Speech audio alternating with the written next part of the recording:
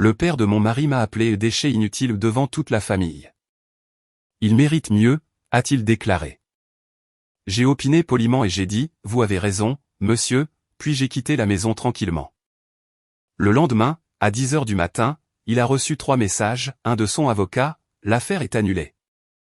Un de son fils, je n'arrive pas à te croire, et un de moi, ne cherchez pas des noix aux déchets. Tu n'es qu'un déchet inutile, et mon fils mérite mieux que toi, a déclaré Vincent, sa voix résonnant à travers toute la salle à manger comme une gifle. Je suis resté figé à la table en acajou, ma fourchette à mi-chemin de ma bouche alors que 23 membres de la famille se tournaient pour me dévisager dans un silence stupéfait. Le lustre au-dessus de nous projetait des ombres dures sur le visage buriné de Vincent, rendant son mépris encore plus sévère. Vous avez tout à fait raison, monsieur, ai-je répondu doucement, en posant ma fourchette avec un soin délibéré. Ma voix n'a pas tremblé, bien que mon cœur batte à tout rompre contre mes côtes. J'ai plié ma serviette, je l'ai placée à côté de mon assiette de roast-beef intact, et je me suis levé avec grâce. Pardon ? Le silence s'est étiré comme un fil tendu pendant que je récupérais mon sac à main sur la table d'appoint. La femme de Vincent, Patricia, avait l'air mortifiée. Le visage de mon mari Isaac avait pâli, et ses sœurs fixaient leurs assiettes comme si elles étudiaient le motif de la porcelaine. Même le plus jeune cousin avait cessé de bavarder, ressentant l'atmosphère toxique qui avait soudainement empoisonné ce qui aurait dû être une célébration du 65e anniversaire de Vincent. « Ruth, attends » a crié Isaac. Mais je marchais déjà vers la porte d'entrée de l'imposante maison victorienne que Vincent avait achetée il y a 15 ans. La même maison que j'avais secrètement aidé à financer par le biais de ma société d'investissement, bien qu'il n'ait eu aucune idée que l'investisseur anonyme qui avait soutenu ses projets immobiliers était assis juste à sa table à manger. Alors que je sortais dans la fraîche soirée d'octobre à Portland, dans l'Oregon, j'ai sorti mon téléphone et j'ai fait défiler mes contacts jusqu'à trouver le numéro de mon avocate. L'ironie ne m'avait pas échappé. Vincent avait passé toute la soirée à se vanter de son dernier projet de développement, le complexe à usage mixte de 15 millions de dollars dont les travaux devaient commencer lundi prochain. Il n'avait aucune idée que sa belle-fille, ce déchet inutile, était le principal investisseur finançant ses rêves.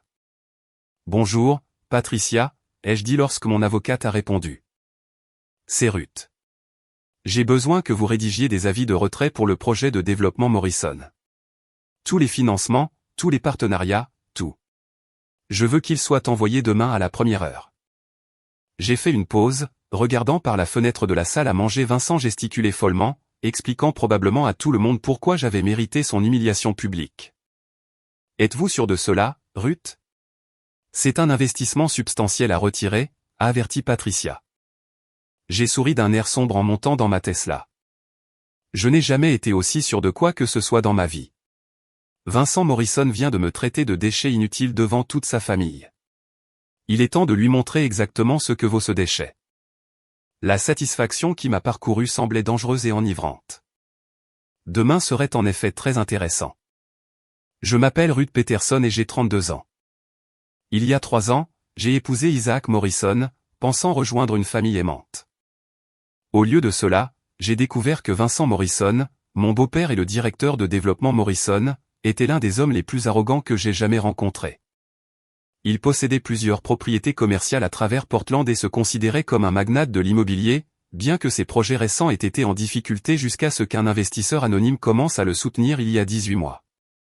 Ce que Vincent ne savait pas, c'est que son sauveur anonyme était Crystalia Holdings, la société d'investissement que j'avais construite de zéro après avoir obtenu mon diplôme de l'école de commerce. Je me spécialisais dans les investissements stratégiques en immobilier commercial et mon entreprise gérait plus de 50 millions de dollars d'actifs.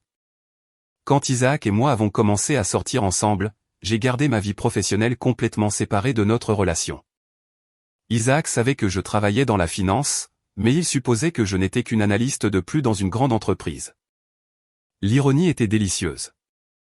Vincent me faisait constamment la morale sur le fait de trouver un vrai travail et de contribuer de manière significative à la société. Il n'avait aucune idée que l'entreprise de sa belle-fille achetait discrètement des propriétés en difficulté dans tout le Nord-Ouest Pacifique, les rénovait et les revendait avec des profits substantiels.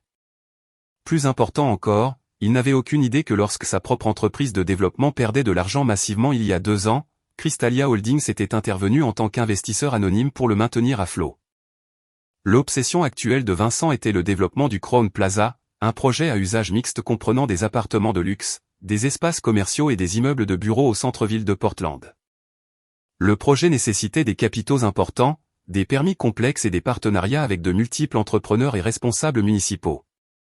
Au cours de l'année écoulée, il s'était vanté auprès de quiconque voulait l'entendre de la façon dont il avait obtenu le soutien de cet investisseur mystérieux qui croyait en sa vision.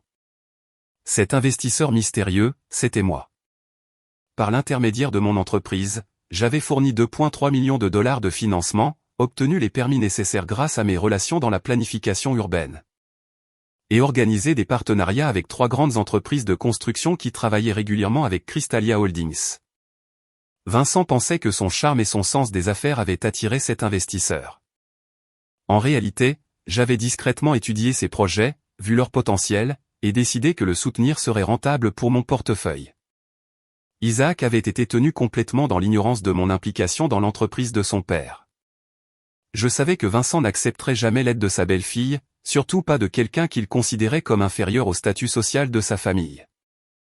J'ai donc maintenu la façade de n'être qu'une femme au foyer de plus tout en gérant secrètement des millions de dollars d'investissement depuis mon bureau à domicile. L'arrangement avait parfaitement fonctionné jusqu'à ce soir. Le dernier projet de Vincent devait démarrer lundi, et il avait invité toute la famille pour célébrer son succès.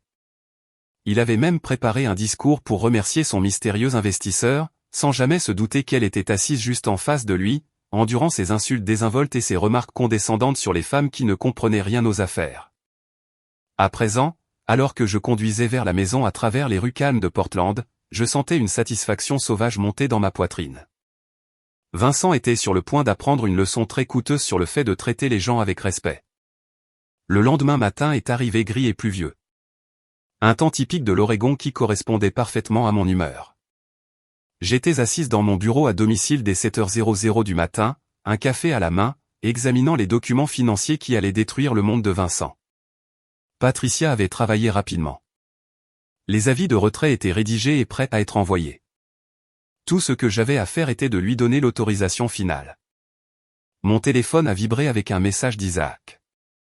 Je suis tellement désolé pour la nuit dernière.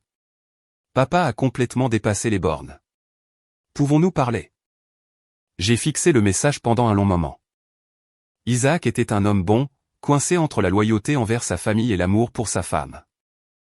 Il ignorait sincèrement mes affaires avec son père, et j'avais prévu de maintenir les choses ainsi indéfiniment. Mais la cruauté de Vincent avait tout changé. Certaines limites, une fois franchies, ne pouvaient plus être effacées. Je vais bien, ai-je tapé en réponse. Le travail. Si Isaac savait seulement que mon travail était sur le point d'anéantir l'empire immobilier de son père. J'ai ouvert mon ordinateur portable et affiché le dossier du développement Morrison. Les chiffres étaient effarants. L'entreprise de Vincent était endettée jusqu'au cou pour le projet Crowne Plaza. Sans le soutien de Crystalia Holdings, il ne perdrait pas seulement ce développement, il ferait face à la faillite. Toutes ses autres propriétés étaient engagées comme garantie pour des prêts qui supposaient que le projet Crowne Plaza fournirait les revenus nécessaires pour les rembourser. J'ai repensé au visage de Vincent la nuit dernière. La façon dont il m'avait regardé avec un tel mépris lorsqu'il m'a appelé déchet inutile. La façon dont toute la famille avait regardé dans un silence inconfortable pendant qu'il m'humiliait publiquement.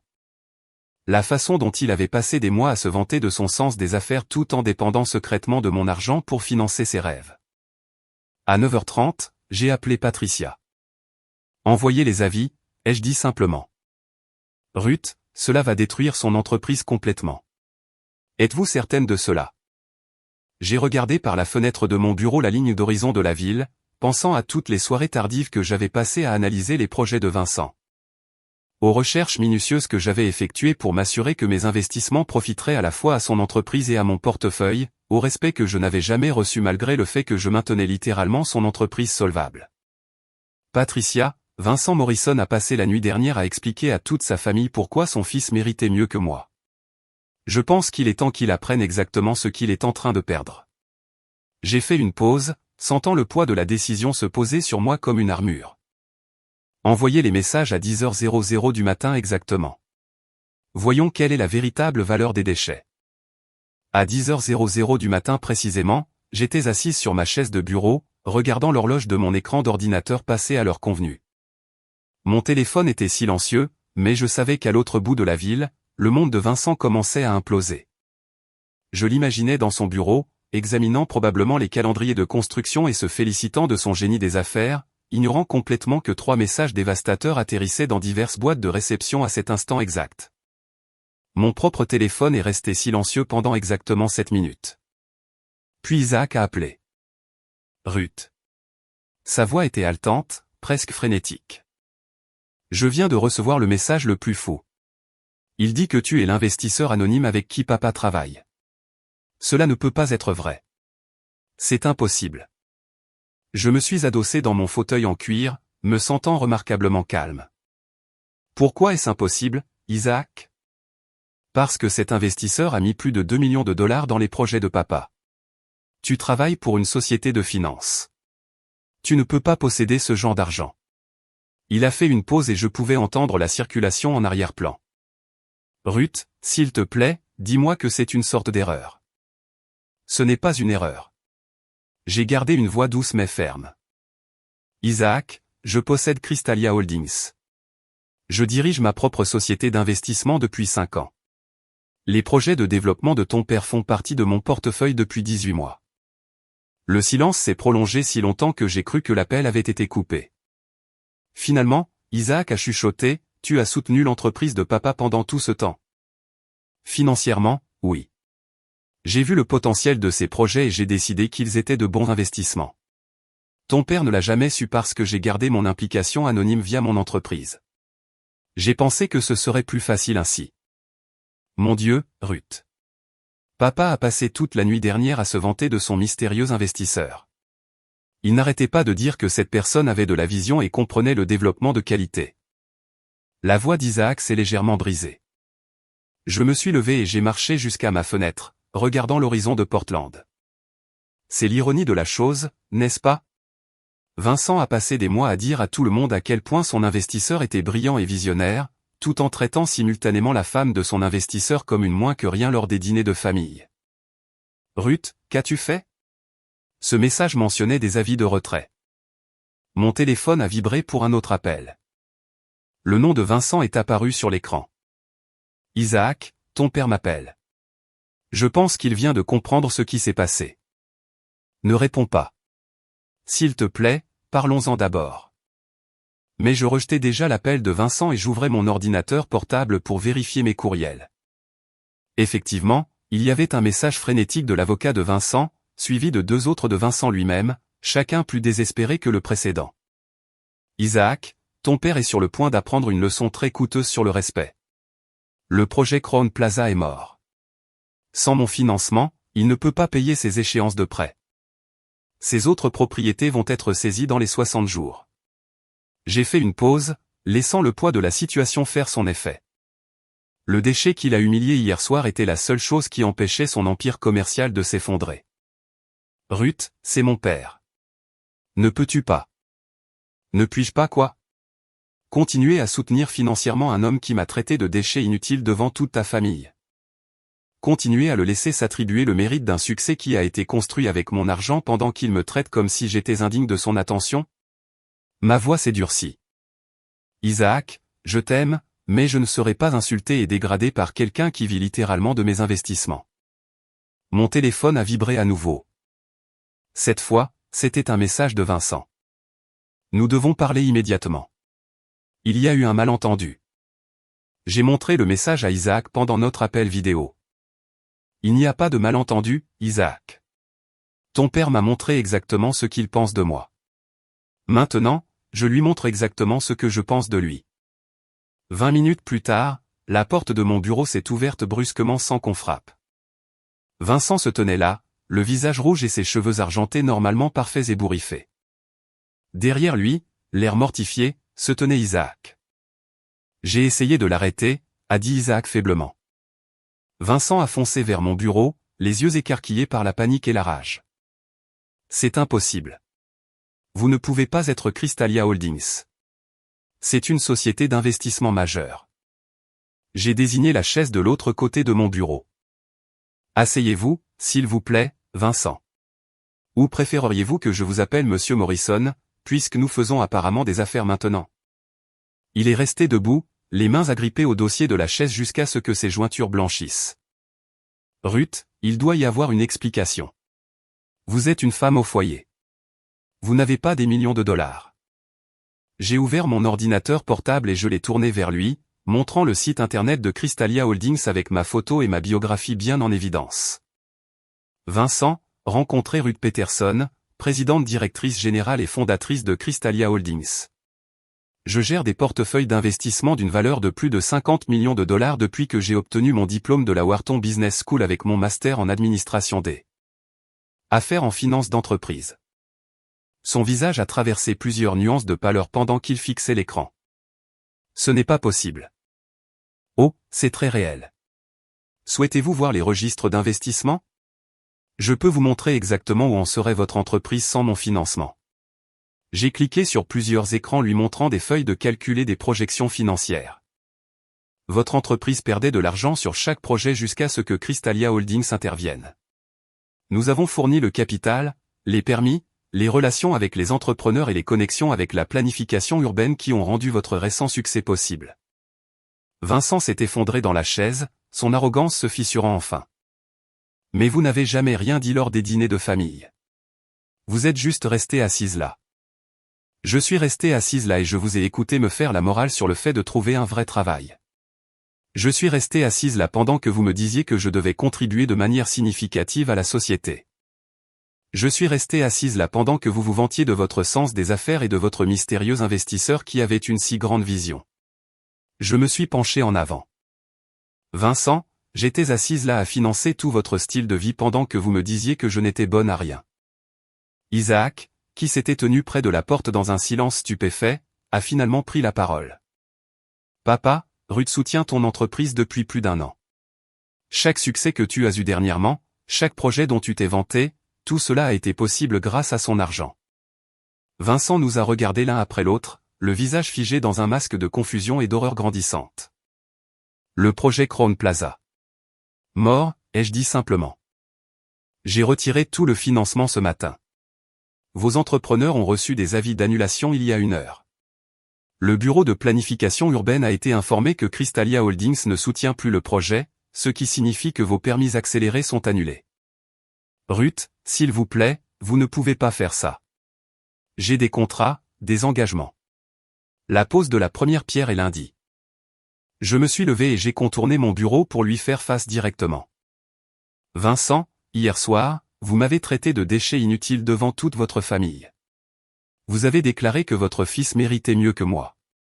Vous m'avez humilié publiquement et vous vous attendiez à ce que je l'accepte tout simplement.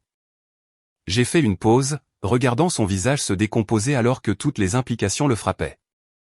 Le téléphone de Vincent a commencé à sonner sans arrêt. Ce sont probablement vos autres entrepreneurs, ai-je dit d'un ton serviable. Au cours des 3 heures suivantes, le bureau de Vincent est devenu l'épicentre d'un désastre financier qui s'est propagé comme une traînée de poudre sur la scène du développement commercial de Portland. Son téléphone a sonné constamment. Des entrepreneurs exigeant le paiement des matériaux déjà commandés. Des responsables municipaux remettant en question les demandes de permis. Des locataires potentiels se renseignant sur des contrats de location qui ne pouvaient plus être honorés. Isaac est resté affaissé dans un fauteuil dans un coin, regardant l'empire de son père s'effondrer en temps réel. Je suis resté à mon bureau, répondant calmement aux courriels d'autres clients pendant que Vincent faisait les 100 pas frénétiquement, prenant des appels téléphoniques de plus en plus désespérés. Combien, a-t-il dit dans son téléphone? Non, c'est impossible. Nous avions un calendrier de paiement. Il a raccroché et a immédiatement composé un autre numéro.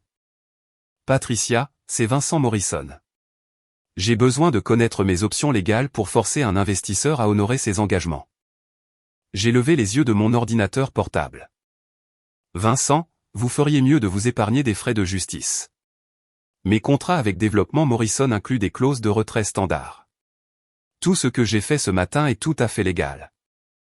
Il a arrêté de faire les 100 pas et m'a dévisagé avec quelque chose qui ressemblait à de la haine. En fait, j'avais prévu de poursuivre notre relation d'affaires indéfiniment. Vos projets étaient rentables et je croyais en leur potentiel. J'ai fermé mon ordinateur portable et je lui ai accordé toute mon attention. Vincent, j'ai pris la décision de retirer mon soutien hier soir, à 10h07 exactement. Que s'est-il passé à 10h07? C'est à ce moment-là que vous avez fini d'expliquer à toute votre famille pourquoi j'étais un déchet inutile et que votre fils méritait mieux que moi. C'est à ce moment-là que j'ai réalisé que continuer à soutenir quelqu'un qui me tenait dans un tel mépris était une mauvaise affaire. Isaac a finalement pris la parole depuis son coin. Papa, est-ce que tu comprends ce que tu as fait? Ruth n'était pas seulement une investisseuse prise au hasard. Elle était de la famille. Elle soutenait tes rêves pendant que tu la traitais comme si elle n'était rien. Le téléphone de Vincent a sonné de nouveau. Cette fois, lorsqu'il a répondu, son visage est devenu complètement blanc. Que voulez-vous dire? Procédure de saisie. J'ai 60 jours pour remédier au défaut de paiement. Il a écouté pendant plusieurs minutes, puis a raccroché lentement. Votre prêteur principal, ai-je demandé. Il a hoché la tête, engourdi. Développement Morrison a utilisé le projet Crown Plaza comme garantie pour des prêts sur 3 autres propriétés. Sans ce projet, la banque exige le remboursement immédiat de tous les prêts. J'ai ressenti une lueur de ce qui aurait pu être de la sympathie, mais elle s'est rapidement éteinte lorsque je me suis souvenu de l'expression de dégoût sur son visage lorsqu'il m'avait appelé déchet. Vincent, la structure financière de votre entreprise était fondée sur l'hypothèse que mon investissement se poursuivrait à long terme. Lorsque vous retirez les fondations, le bâtiment entier s'effondre. Ruth, je vous en prie. Je ferai des excuses à la famille. Je vais arranger les choses. Vous ferez des excuses parce que votre entreprise fait faillite, pas parce que vous me respectez réellement. Ce n'est pas la même chose.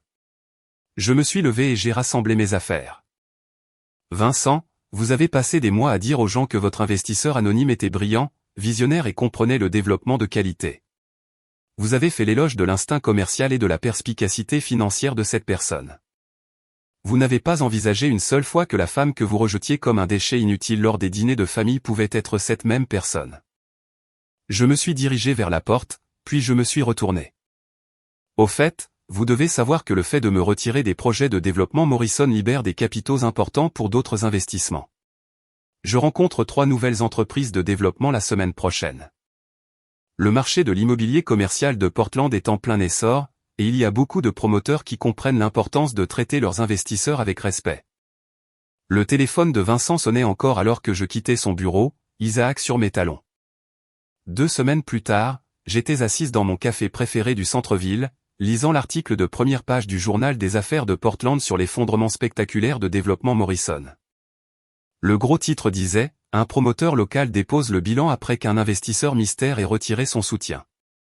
L'article détaillait comment l'entreprise de Vincent était passée du statut d'étoile montante de Portland à la ruine financière complète en seulement 14 jours. Isaac s'est glissé sur le siège en face de moi, l'air épuisé mais soulagé. Le dépôt de bilan est officiel. Papa a tout perdu. L'immeuble de bureau, les propriétés locatives, même la maison. Comment le vit-il? Mal. Il continue d'insister sur le fait que tout cela n'est qu'un malentendu. Que tu reviendras une fois que tu auras fait passer ton message. Isaac a secoué la tête. Il ne comprend toujours pas vraiment ce qui s'est passé. Hier, il m'a demandé si je pouvais te convaincre de prendre un café avec lui pour qu'il puisse expliquer pourquoi la famille a besoin que tu reconsidères ta décision. J'ai failli m'étouffer avec mon café au lait. Il veut t'expliquer pourquoi la famille a besoin de moi après m'avoir traité de déchet inutile. Ruth, je pense que dans son esprit, tu n'as jamais vraiment été l'investisseur. Tu étais juste la femme d'Isaac qui s'est avérée posséder l'entreprise qui investissait. Il n'arrive pas à se faire à l'idée que tu as personnellement pris toutes ces décisions commerciales. J'ai regardé par la fenêtre le chantier de construction où le projet Crown Plaza aurait dû démarrer. Au lieu de cela, ce n'était qu'un terrain vague avec un panneau indiquant que le développement était reporté. 3 autres entreprises de développement m'avaient déjà contacté au sujet de partenariats potentiels pour des projets similaires. L'échec de Vincent était devenu mon opportunité. Isaac, ton père m'a traité de déchet inutile devant 23 membres de la famille. Puis, quand son entreprise a commencé à s'effondrer, il s'est attendu à ce que je mette mes sentiments personnels de côté et que je continue à financer ses rêves parce que la famille avait besoin que je le fasse. Est-ce que cela ressemble à quelqu'un qui me respecte en tant que personne, ou à quelqu'un qui veut juste avoir accès à mon argent? Isaac est resté silencieux pendant un long moment. La famille commence à comprendre ce qui s'est réellement passé. Patricia a appelé hier pour s'excuser. Elle a dit qu'elle n'avait aucune idée que tu étais l'investisseur dont papa faisait toujours l'éloge. J'ai souri d'un air sombre. Vincent va avoir beaucoup de temps pour réfléchir au respect maintenant. Les répercussions sociales pour Vincent se sont avérées encore plus dévastatrices que l'effondrement financier. La nouvelle s'est rapidement répandue dans le milieu des affaires de Portland selon laquelle Vincent Morrison avait publiquement insulté et humilié son principal investisseur sans connaître son identité. L'histoire est devenue une mise en garde lors des événements de réseautage de l'industrie, un exemple parfait de la raison pour laquelle traiter tout le monde avec respect n'était pas seulement moralement juste, mais aussi un bon sens des affaires. Plusieurs partenaires potentiels qui avaient envisagé de futures affaires avec Vincent ont discrètement retiré leur intérêt. Personne ne voulait travailler avec quelqu'un qui avait fait preuve d'erreur de jugement aussi spectaculaire. Le fait qu'il ait traité sa propre belle-fille de déchet inutile alors qu'elle finançait secrètement toute son opération l'a fait paraître à la fois cruel et incompétent. Les tentatives de Vincent pour se reconstruire ont été entravées par sa réputation. Chaque réunion commençait par des questions inconfortables sur la situation avec Crystalia Holdings. Les investisseurs potentiels voulaient savoir comment il avait pu ne pas reconnaître son principal soutien financier et s'il était digne de confiance pour maintenir des relations professionnelles à l'avenir. 6 mois après ce dîner de famille désastreux, Isaac et moi avons assisté au mariage de son cousin, l'un des rares événements familiaux où Vincent n'était pas présent. Patricia Morrison s'est approchée de moi pendant la réception avec l'air sincèrement pleine de remords. J'ai accepté ses excuses gracieusement, mais les dommages causés aux relations familiales étaient permanents. Vincent avait révélé sa véritable nature cette nuit-là, et ses tentatives ultérieures pour me reconquérir étaient motivées par le désespoir financier plutôt que par un véritable respect. Le déchet qu'il avait rejeté si cruellement s'était avéré valoir plus que tout son empire commercial. Cette leçon allait le suivre pour le reste de sa carrière. La vie de Vincent Morrison ne s'est jamais remise de la cascade d'échecs qui a suivi sa décision de m'humilier publiquement. La faillite a détruit non seulement son entreprise, mais aussi sa réputation dans la communauté des promoteurs de Portland, où il est devenu connu comme l'homme qui avait traité son investisseur anonyme de déchets inutiles et avait tout perdu en conséquence. Son mariage avec Patricia s'est effondré sous la pression financière et l'embarras social, et ses relations avec ses enfants ont été définitivement endommagées lorsqu'ils ont appris qu'il avait survécu grâce à l'argent de la belle-fille qu'il avait si cruellement attaquée. Ses tentatives pour lancer de nouvelles entreprises ont échoué à plusieurs reprises alors que les partenaires et investisseurs potentiels remettaient en question son jugement et sa moralité, le laissant travailler pour d'autres promoteurs à des postes subalternes. Une chute humiliante pour quelqu'un qui avait autrefois possédé de multiples propriétés et imposé le respect dans toute la ville. Son isolement s'est aggravé à mesure que ses anciens amis et associés commerciaux prenaient leur distance par rapport à l'histoire d'avertissement qu'il était devenu. Alors que je signais les contrats de ma dernière acquisition, un complexe de bureaux au centre-ville qui abriterait 3 entreprises technologiques en pleine croissance. J'ai réfléchi à la façon dont la cruauté de Vincent m'avait finalement libéré du soutien à quelqu'un qui confondait ma générosité avec de la faiblesse. La vengeance avait été parfaite, non pas parce que je l'avais planifiée, mais parce que j'avais simplement cessé de permettre à quelqu'un qui ne m'appréciait pas de continuer à agir ainsi. Laissant les conséquences naturelles révéler la véritable valeur à la fois de son caractère et de son sens des affaires. Parfois, la réponse la plus puissante au fait d'être traité de déchet est simplement de s'éloigner et de laisser les gens découvrir ce qu'ils ont réellement jeté.